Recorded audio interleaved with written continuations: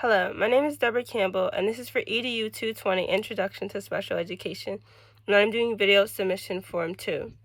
For this video, I chose the prompt where we pick 2 quotes from the videos to connect with course material.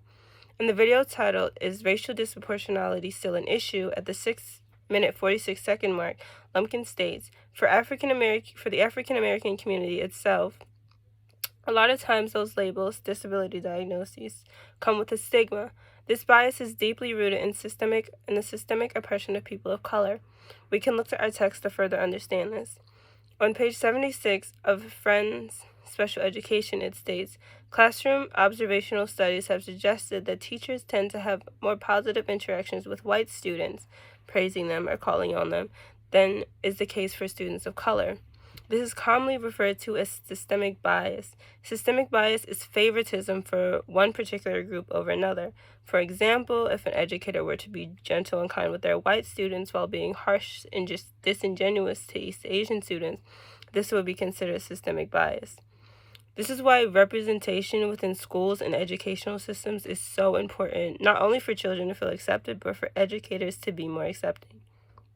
At 4 minutes 29 seconds, Lumpkin states, when students are in predominantly white settings, they were referred for special education and identified more than in school populations where population is majority minority.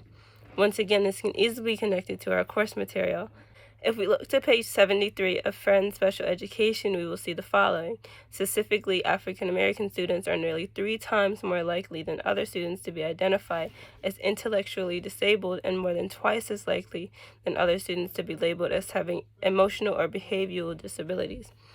Although this source is cited from 2014, we cannot fail to acknowledge that some of those numbers continue to hold up, as Lumpkin's video was only posted 2 years ago as opposed to the 8-year-old statistics provided in the text. I now move on to the next video titled Diversity in Special Education.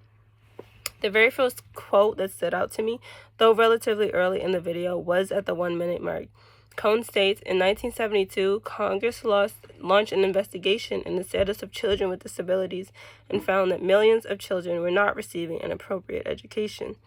In order to connect these findings to our course material, we can look to page 9 in our textbook, where litigation for the rights of students with disabilities is discussed.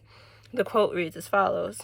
In Mills v. Board of Education, 1972, a class action lawsuit on the behalf of 18,000 children in Washington, D.C. schools whose pupils included those with an entire range of disabilities, the court ordered the district to educate all students, including those with disabilities.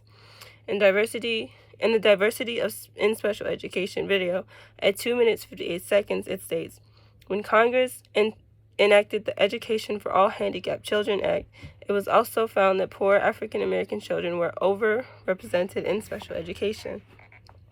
This is why treating every child with the same amount of care and attention is important.